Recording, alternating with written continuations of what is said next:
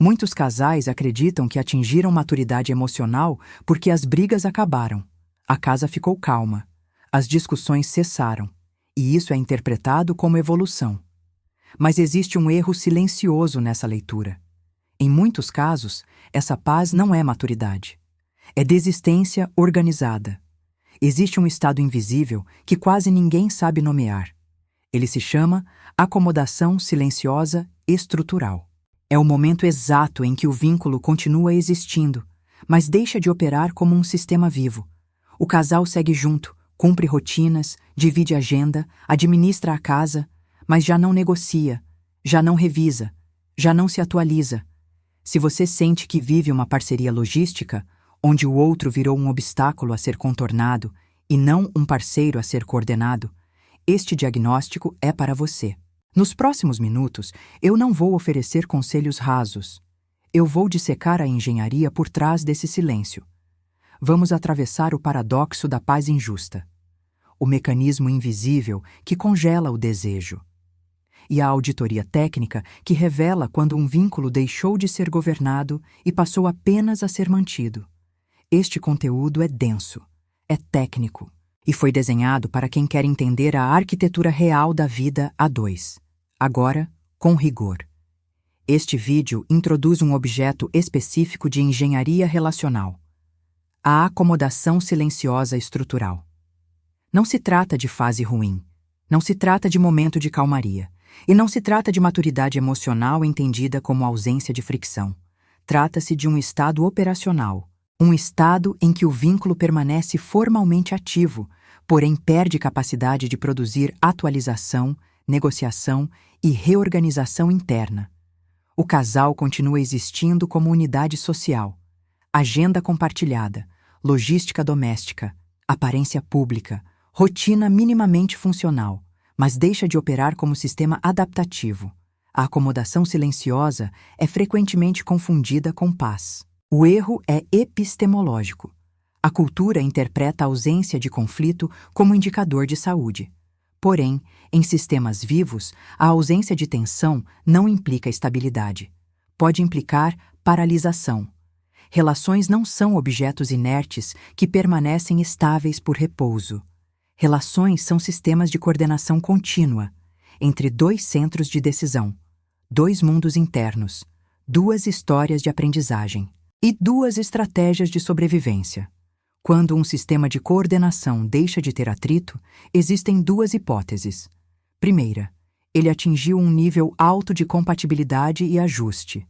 Segunda, ele reduziu sua complexidade, eliminou o que gera divergência por supressão, desistência ou fuga. A acomodação silenciosa pertence ao segundo caso, e aqui há um ponto decisivo. O que caracteriza a acomodação silenciosa estrutural não é o silêncio em si, é a função do silêncio. Em vez de ser um intervalo para reorganização e retorno ao diálogo, o silêncio vira uma tecnologia de manutenção de curto prazo. Ele evita conflito, reduz desgaste imediato, preserva a imagem e impede o colapso visível. Só que esse custo é pago em outra moeda. Perda progressiva de precisão comunicacional, queda da responsividade, congelamento de microacordos e aumento de decisões unilaterais disfarçadas de deixa assim. Para tratar o tema com rigor, precisamos separar 3 níveis de análise. Nível fenomenológico. O casal relata: não brigamos mais, está tudo tranquilo, cada um na sua. Nível operacional. O que foi reduzido foram os mecanismos de atualização do contrato relacional. O sistema troca coordenação por rotina. Nível estrutural. Existe uma migração silenciosa, de um arranjo de parceria para um arranjo de coexistência, com rebaixamento do investimento de governança. A partir daqui, o objetivo não é moral. Não é dizer, deveriam conversar mais. O objetivo é arquitetônico. Mapear quais componentes se desligam, quais sinais aparecem cedo, por que a acomodação parece funcional e como ela produz um tipo específico de ruptura. Não necessariamente uma separação imediata. Muitas vezes, um colapso tardio, em que ninguém consegue explicar quando exatamente acabou. Vamos operar com um pressuposto: vínculos duráveis não dependem de ausência de atrito. Dependem de capacidade de processar atrito sem perder integridade. Isso exige linguagem, exige método e exige um conjunto mínimo de dispositivos de regulação, microacordos explícitos, espaços de revisão e um modelo de conflito como ferramenta de atualização, não como ameaça existencial. Sem isso, a ausência de conflito pode ser, paradoxalmente, o primeiro sinal de que o vínculo já não está sendo governado, apenas mantido. Agora, o paradoxo central. O paradoxo é simples de formular e difícil de aceitar. Um relacionamento pode se deteriorar justamente quando melhora no plano visível. A diminuição das brigas, a redução de discussões, o fim de confrontos e a aparente estabilidade. Tudo isso pode representar não a solução do problema, mas a retirada de investimento no sistema. O casal para de brigar não porque aprendeu a negociar, mas porque desistiu de negociar. E desistir de negociar não é neutralidade. É uma decisão estrutural. A decisão de operar com perdas não auditadas. Esse paradoxo existe porque o conflito cumpre funções técnicas que a cultura não reconhece. Em sistemas sociais, conflito pode ser mecanismo de detecção de desalinhamento. Algo saiu do acordo implícito. Mecanismo de atualização do contrato. Um parâmetro mudou. O sistema precisa recalibrar. Mecanismo de proteção contra unilateralidade. Impede que um lado reescreva o pacto sozinho. E, quando bem regulado, mecanismo de reintegração. Ele expõe divergência e produz reconciliação baseada em clareza, não em apagamento. Quando o casal elimina o conflito, precisa substituir essas funções por outros dispositivos. Se não substitui, as funções desaparecem.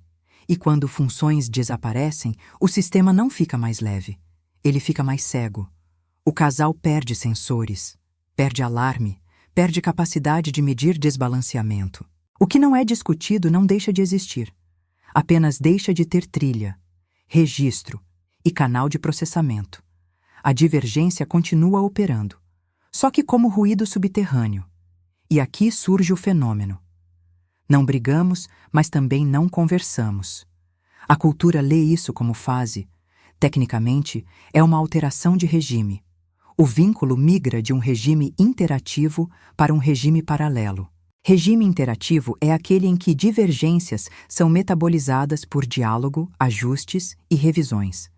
Regime paralelo é aquele em que cada um estabelece sua rota e o outro vira obstáculo a ser contornado, não parceiro a ser coordenado. O silêncio, nesse contexto, não é paz, é desacoplamento. Agora, exemplos estruturais. Exemplo 1. Finanças. No início, o casal discutia intensamente sobre dinheiro. Era desgastante, mas indicava algo fundamental. O tema estava vivo. Havia tentativa de coordenação. Com o tempo, um lado cede e diz: faz do seu jeito. A briga cessa. A casa fica tranquila. Mas o que aconteceu? A governança do subsistema financeiro foi privatizada, por uma parte, e a outra abdicou do direito de auditoria. O tema deixa de ser conflito porque deixa de ser comum. O que parecia maturidade foi transferência de soberania. Exemplo 2. Divisão de tarefas. O casal brigava sobre carga mental e doméstica. Depois de anos, um lado para de reclamar. E simplesmente faz. O outro interpreta como maturidade. Em linguagem estrutural, pode ser outra coisa. Pode ser instalação de um modelo de compensação crônica. A briga cessou porque o reclamante desistiu de negociar o contrato de reciprocidade. Mas a dívida subjetiva não foi perdoada. Ela foi internalizada. O resultado é um vínculo com baixa contestação e alto saldo negativo invisível. E aqui existe um agravante cultural. A acomodação é premiada. Ela reduz ruído, preserva a imagem, aumenta a previsibilidade cotidiana. Externamente, o casal parece bem. Mas por dentro, o sistema perde elasticidade. E sistemas que perdem elasticidade não colapsam imediatamente. Eles endurecem até quebrar. A ruptura costuma vir tarde e com aparência súbita. quando na realidade foi uma sequência longa de pequenas renúncias não verbalizadas. Por isso, a pergunta correta não é: vocês brigam muito? A pergunta estrutural é outra: vocês ainda conseguem negociar? Ainda existe espaço de revisão? Ainda existe fricção produtiva? Ainda existe discordância metabolizável?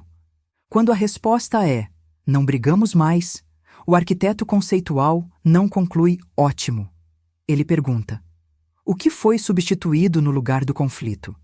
Se a resposta for nada, o paradoxo está ativo. E o silêncio pode ser sintoma de desistência, não de maturidade. Agora, diagnóstico estrutural. Para diagnosticar a acomodação silenciosa estrutural, não basta observar afetos. É preciso auditar processos. Um relacionamento saudável, em termos técnicos, preserva a capacidade de produzir acordos, revisar acordos, lidar com divergência sem punição, sustentar diferenças sem dissociação, corrigir assimetrias de poder ao longo do tempo. A acomodação silenciosa é a deterioração progressiva desses processos, enquanto a superfície permanece estável. O diagnóstico começa por sinais operacionais. Primeiro sinal: redução do diálogo decisório. As conversas viram informativas. Vou fazer isso. Já resolvi aquilo. E deixam de ser deliberativas. Como vamos fazer? O que faz sentido para nós? Quando decisões deixam de ser co-construídas, o vínculo vira interface logística, não parceria estratégica. Segundo sinal: neutralização preventiva de temas. Assuntos importantes são evitados, com justificativas racionais. Não vale a pena discutir. Isso sempre dá problema. Deixa pra lá. O casal cria um mapa de áreas proibidas, e toda área proibida vira um depósito de tensão acumulada.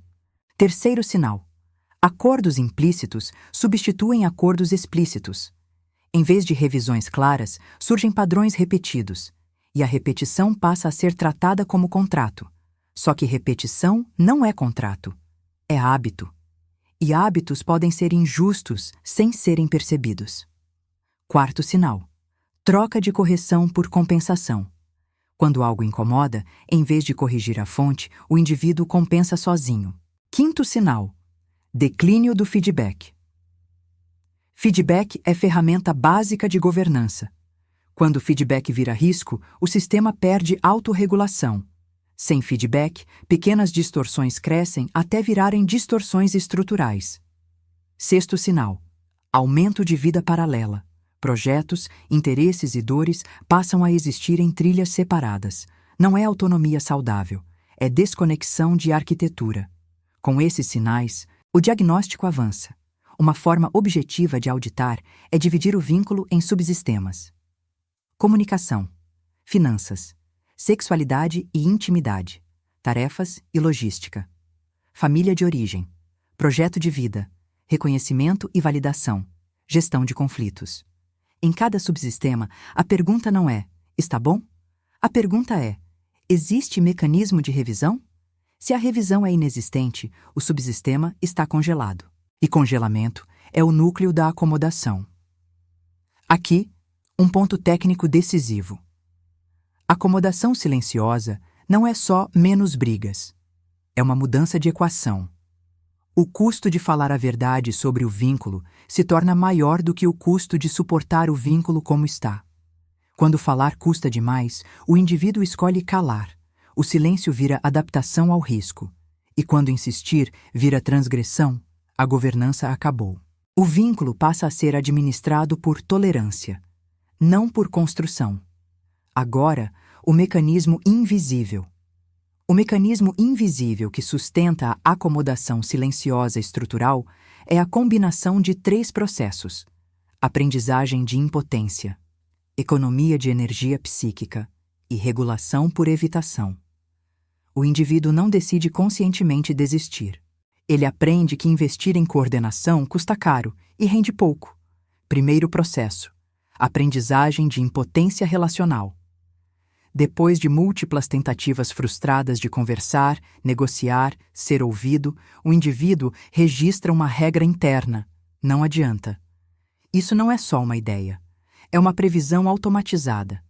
E previsões automatizadas moldam comportamento. A pessoa deixa de tentar porque o corpo já antecipa o fracasso. A acomodação é condicionamento. Redução de exposição ao risco. Risco de explosão. Risco de humilhação. Risco de invalidação. Risco de ironia. Risco de silêncio punitivo. Risco de inversão de culpa. Ou risco de falar e não produzir mudança. Segundo processo. Economia de energia. Manter conflito vivo consome recurso, tempo, atenção. Disposição, estabilidade, capacidade de sustentar tensão. Quando a vida externa está sobrecarregada, trabalho, filhos, finanças, o casal faz um trade-off. Preserva a energia para o mundo externo e reduz a energia investida na governança interna. Só que governança interna não é opcional. Quando negligenciada, vira dívida. Acomodação é pagar menos agora e acumular juros invisíveis. Terceiro processo. Regulação por evitação. Em vez de enfrentar o tema e produzir acordo, o sistema regula ansiedade evitando gatilhos. O casal cria ilhas de tranquilidade artificiais. Aprende a conviver evitando temas, horários, contextos, palavras. Isso funciona no curto prazo e vira hábito. Mas evitação tem uma propriedade. Ela reforça o medo e reduz a competência. Quanto mais se evita conversar sobre um tema, mais incapaz o casal se torna de conversar sobre ele. Por isso, a acomodação é autoalimentada. Ela resolve hoje e incapacita amanhã. Agora, o componente de poder. A acomodação silenciosa frequentemente mascara uma assimetria estabilizada. Um lado tem maior controle de pauta, maior poder de veto, maior capacidade de punir, ou maior indiferença estratégica. O outro lado, para preservar o mínimo, reduz demanda. Essa redução de demanda é vendida como maturidade, mas pode ser submissão estratégica. A acomodação se instala quando o sistema encontra um ponto de equilíbrio injusto, porém estável. Exemplo: paz comprada. Qualquer conversa sobre limite vira briga. Então um lado começa a antecipar necessidades, ceder antes do conflito e reduzir desejos. Isso produz paz, mas é paz comprada por autorredução. A pessoa encolhe para caber no vínculo. A longo prazo, isso produz ressentimento e despersonalização. Outro exemplo: silêncio como punição. Depois do conflito, vem afastamento, indiferença, retirada de afeto, congelamento. O sistema aprende que discordar gera perda de conexão. Então a pessoa aprende a não discordar. O vínculo não regula conflito. Ele regula acesso. Discordar ameaça a pertença. Logo, o indivíduo escolhe silêncio para preservar acesso. Isso aparece em microdecisões diárias. Não comentar, não pedir, não questionar, não sugerir, não insistir. Somadas, essas decisões mudam a identidade do vínculo. O objetivo deixa de ser crescer. O objetivo vira não piorar. E quando o objetivo vira não piorar, a curva de deterioração apenas fica mais lenta. Ela não é interrompida. Agora, desdobramento sistêmico. Uma vez instalado, o estado de acomodação silenciosa produz efeitos previsíveis. Primeiro, erosão da confiança operacional. Não é falta de amor, é falta de previsibilidade colaborativa. A pessoa não sabe mais se pode contar com o outro para conversar seriamente, para revisar acordos, para sustentar tensão. Sem confiança operacional, o vínculo vira convivência, não parceria adulta. Segundo efeito, aumento de contratos implícitos conflitantes. Quando não há conversa, cada parte cria suas próprias regras internas. Eu faço isso. Ele faz aquilo. Eu aguento isso. Ela não aguenta aquilo. Só que essas regras não são alinhadas. O casal passa a operar com mapas diferentes do mesmo território. Isso gera fricção silenciosa. Expectativas não declaradas se chocam e produzem microfrustrações diárias. O casal não discute, mas acumula. Terceiro efeito: contabilidade moral. Quando não há revisão de acordos, cada um registra internamente o que faz e o que o outro não faz. Essa contabilidade é invisível e corrosiva. Ela transforma a relação em saldo. E relações com saldo produzem punição futura. A fatura chega, em forma de explosão tardia, ou frieza irreversível. Quarto efeito: substituição de intimidade por logística. O casal fala de tarefas, agenda, filhos, contas, eventos, mas conversa existencial desaparece. Desejos, dilemas, vulnerabilidades, planos profundos. Intimidade exige exposição. Exposição exige segurança. Sem segurança, o casal se protege por superficialidade funcional. Quinto efeito: subsistemas paralelos de validação. Onde o vínculo não valida, a pessoa busca validação fora. Amigos, rede, trabalho, religião, hobbies, projetos. Não é necessariamente traição, é compensação. Mas compensação sistemática desloca o centro de gravidade do vínculo. O casal continua junto. Mas o lugar de vida de cada um passa a ser fora do casal. Sexto efeito: deterioração da capacidade de reconciliação. Reconciliação não é voltar ao normal. Reconciliação é restaurar canal, retomar segurança e reconstruir acordo. Em acomodação, como não há conflito processado, também não há reconciliação treinada. Quando um conflito inevitável aparece, o casal não tem musculatura. E o conflito vira evento catastrófico. Agora, um exemplo sistêmico. Filhos entram na equação. Ou crise financeira, ou doença, ou mudança. Um tema incontornável obriga deliberação, mas o casal desaprendeu a deliberar. O sistema entra em pane. O que parecia estabilidade era ausência de gatilhos. Quando o gatilho chega, a fragilidade aparece. Outro efeito: papéis rígidos. Para reduzir conflito, o casal estabiliza papéis. Um é o responsável, o outro é o sensível. Um decide, o outro executa. Um provê, o outro cuida. Papéis podem ser funcionais quando flexíveis. O problema é rigidez. Rigidez impede evolução. E vida exige evolução. Trabalho muda. Corpo muda. Filhos mudam. Envelhecimento muda. Prioridades mudam. Se papéis não são revisados, o vínculo começa a punir a mudança. A pessoa muda. O relacionamento tenta manter a versão antiga. Isso produz alienação. Outro efeito indireto: deslocamento de agressividade. Quando a agressividade não é metabolizada na relação, ela aparece em outros lugares. Irritabilidade com filhos, impaciência no trabalho, sarcasmo, apatia, vícios de distração, hipercontrole. O casal não briga, mas o clima piora. É o sistema descarregando tensão por vias indiretas. E, por fim, a assinatura mais sutil: colapso sem narrativa. Quando o vínculo quebra, as pessoas não conseguem contar a história do fim. Dizem: não sei o que aconteceu. Foi do nada. A gente estava bem. Não estava. Estava em modo de manutenção. E colapso sem narrativa é a marca de sistemas que não registram processos internos. Sem registro, não há compreensão. Sem compreensão, há repetição.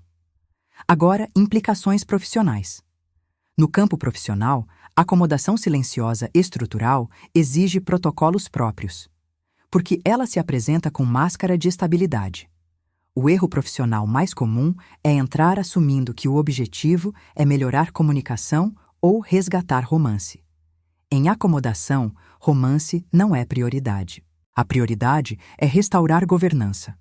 Romance sem governança é maquiagem. Primeira implicação: diagnóstica.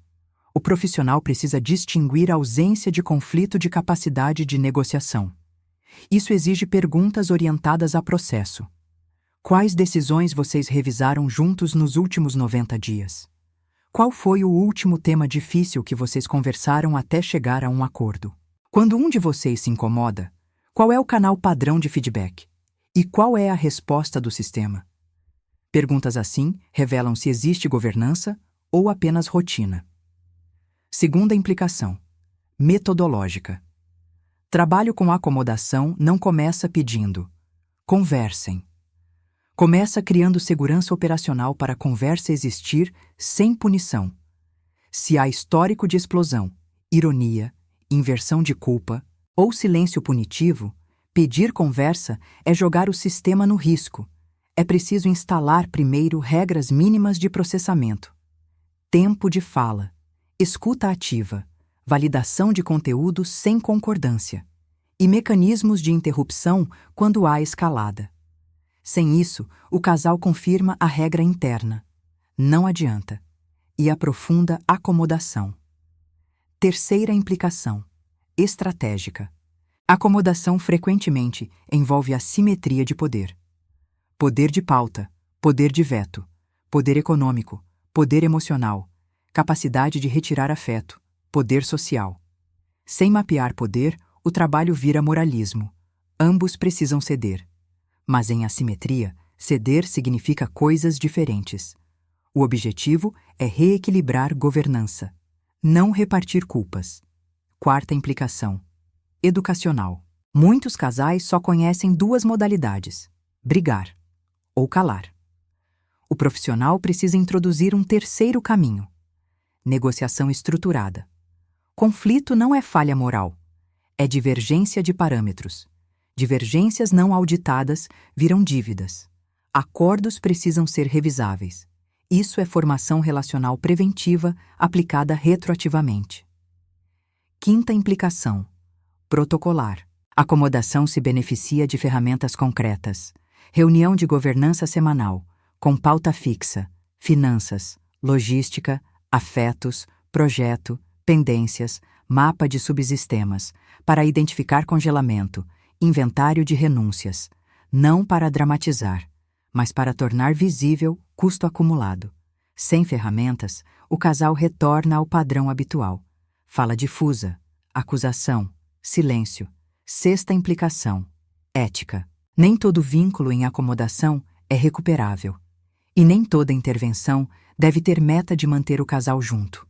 A meta técnica é restaurar capacidade de decisão consciente. Se ao restaurar governança, o casal conclui que não há projeto comum, isso pode ser um resultado saudável.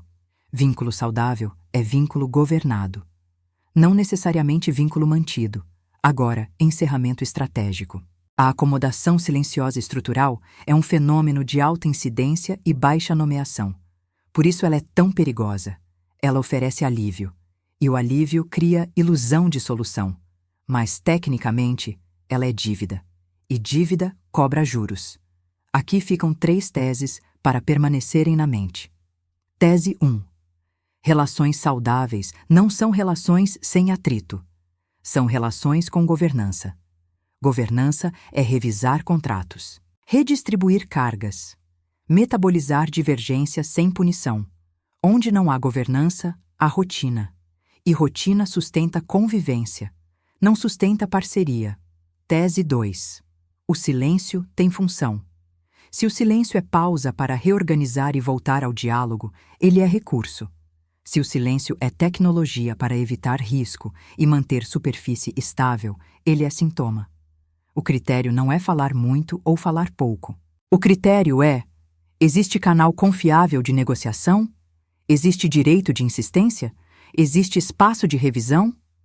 Tese 3. Acomodação é dívida. Ela reduz dor hoje e aumenta custo amanhã. O sistema que evita tensão perde competência.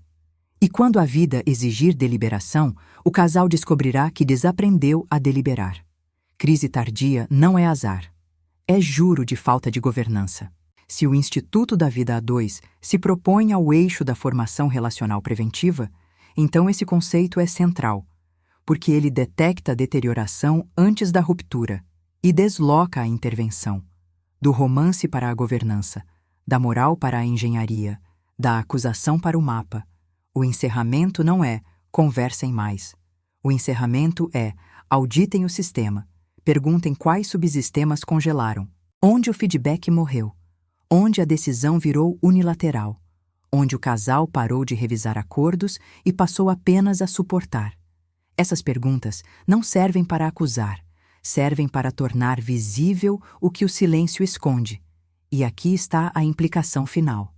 Quando uma sociedade aprende a nomear acomodação silenciosa, ela muda o ponto de intervenção cultural.